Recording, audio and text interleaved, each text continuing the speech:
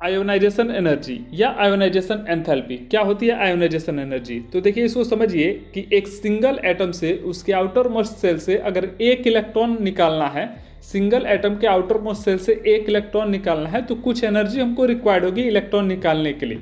उस एटम को कुछ एनर्जी देनी पड़ेगी तो वो इलेक्ट्रॉन निकलेगा। तो जो एनर्जी रिक्वायर्ड होती है उसी एनर्जी को बोलते हैं आयोनाइजेशन एनर्जी। उसको लिखते हैं ऐसे, minimum energy required to remove an electron from outermost orbit of an isolated gaseous atom. Isolated gaseous atom का मतलब है कि एटम सिंगल होना चाहिए, किसी के इफेक्ट में नहीं होना चाहिए, कोई इन्फ्लुएंस उस पर नहीं होना चाहिए, पॉजिटिव चार्ज या नेगेटिव चार्ज या किसी बॉन्ड का, तो उसको बोलते हैं आइसोलेटेड गैसियस एटम।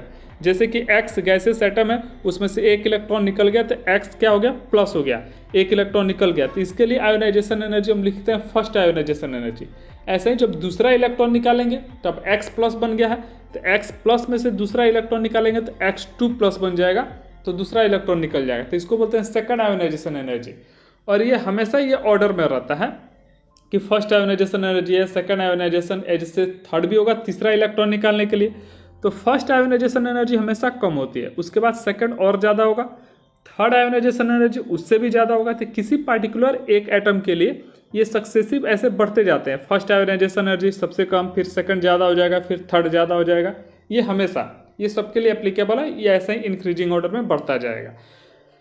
हमको एनर्जी रिक्वायर्ड है, हम बार बार बोल रहे हैं कि हमको एनर्जी रिक्वायर्ड है इलेक्ट्रॉन निकालने के लिए, इसका मतलब एनर्जी हमको देना पड़ेगा। तो डेल्टा एच पॉजिटिव, ये ऑलवेज, इसमें क्या आयोनाइजेशन एनर्जी में डेल्टा एच पॉजिटिव ऑलवेज, ये इंडोथर्मिक प्रोसेस है, मतलब एनर्जी हमको देना पड़ रहा है, तो ये कैसा प्रोसेस है, इंडोथर्मिक प्रोसेस है, ठीक ना।